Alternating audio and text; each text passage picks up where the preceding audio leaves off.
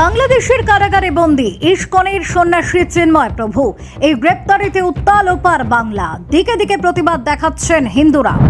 হিন্দু সন্ন্যাসীর গ্রেপ্তারির আজ এসে পড়েছে কলকাতাতেও। চিন্ময় প্রভুর মুক্তিতে পথে বঙ্গীয় হিন্দু জাগরণ মঞ্চ। সেই কর্মসূচি ঘিরে ধুন্ধুমার কলকাতার রাজপথে মাথা ফাটল পুলিশের। বিস্তারিত জানতে ভিডিওটি শেষ পর্যন্ত দেখুন। বাংলাদেশে ইস্কনের সন্ন্যাসী চিন্ময় কৃষ্ণ দাসের গ্রেফতারির প্রতিবাদে বঙ্গীয় হিন্দু জাগরণ মঞ্চের কর্মসূচি ঘিরে ধুমধুমার কলকাতার রাজপথে। দুপুরে শিয়ালদহ থেকে মিছিল শুরু করে বাংলাদেশ হাইকমিশন পর্যন্ত যায় সেই মিছিল। মিছিল থেকে হিন্দু জাগরণ মঞ্চের সদস্যরা চিন্ময় কৃষ্ণ প্রভুর মুক্তির দাবি তোলেন। এর পাশাপাশি তারা বলেন, বাংলাদেশের সংখ্যালঘুদের ওপর যে অত্যাচার চলছে তা অবিলম্বে বন্ধ করতে সচেষ্ট হতে হবে বাংলাদেশ সরকারকে।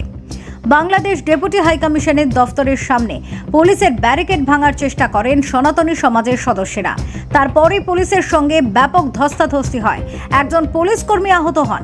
পুলিশ লাঠিচার্জ করে বলেও অভিযোগ। ব্যারিকেডের নিচে চাপা পড়ে আহত হন কয়েকজন। অশান্তির আগুন জ্বলছে প্রতিবেশী বাংলাদেশে। বাংলাদেশ সনাতনী মঞ্চের মুখপাত্র চিন্ময় কৃষ্ণ দাসকে সোমবার ঢাকা থেকে গ্রেপ্তার করেছে পুলিশ। সেই থেকে এখনো পর্যন্ত জেলেই রয়েছেন ইস্কনের পুণ্ডরিক ধামের এই ধর্মগুরু। তার জামিনের আবেদন নাকচ করেছে সেদেশের আদালত। এদিকে চিন্ময় কৃষ্ণ দাসের নিঃশর্ত মুক্তি চেয়ে সংখ্যালঘু সম্প্রদায়ের মানুষজন বিক্ষোভ দেখাচ্ছেন বাংলাদেশের বিভিন্ন প্রান্তে। পড়শি দেশের সেই বিক্ষোভের আজ পড়েছে এপার বাংলাতেও। চিন্ময় কৃষ্ণ দাসের মুক্তি চেয়ে পথে নেমে বিক্ষোভ দেখিয়েছে বিজেপি। কেন্দ্রীয় সরকারের তরফেও বাংলাদেশের সংখ্যালঘুদের ওপর অত্যাচারের পাশাপাশি ইস্কনের চিন্ময় কৃষ্ণ দাসের গ্রেপ্তারির বিষয়টিকে অত্যন্ত দুর্ভাগ্যজনক বলে আখ্যা দেওয়া হয়েছে। তবে থেমে নেই বাংলাদেশ।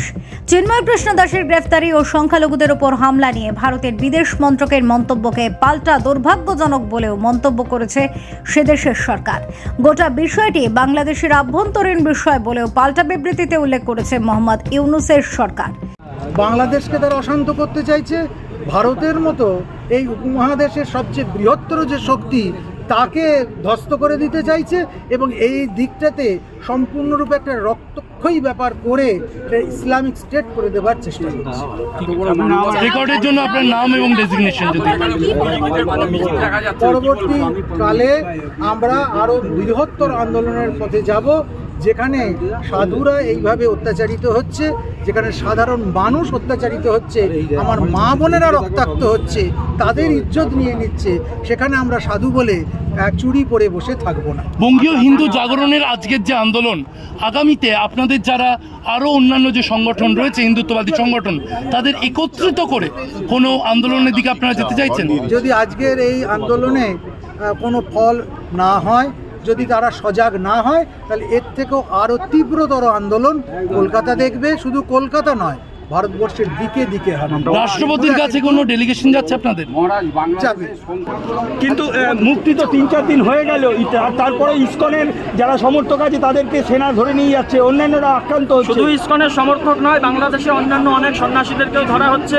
বিভিন্ন রকমভাবে অকারণে তাদেরকে জেরা করা হচ্ছে।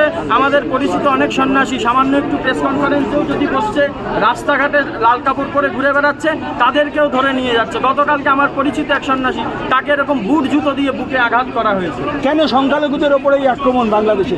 বাংলাদেশে তো নতুন কিছু নয়, যুগের পর যুগ চলে আসছে। বিগত আপনারা দেখুন না, 50 বছরের ঊর্ধ্ব সময় থেকে এইভাবে অত্যাচার চলছে। পূর্বতন সরকার থেকে শুরু করে এখন পর্যন্ত এই অত্যাচার চলে। কিন্তু গত 1 বছরে তো অবস্থা পরিবর্তন হয়েছে, এটা কি সরকার পরিবর্তনের জন্য?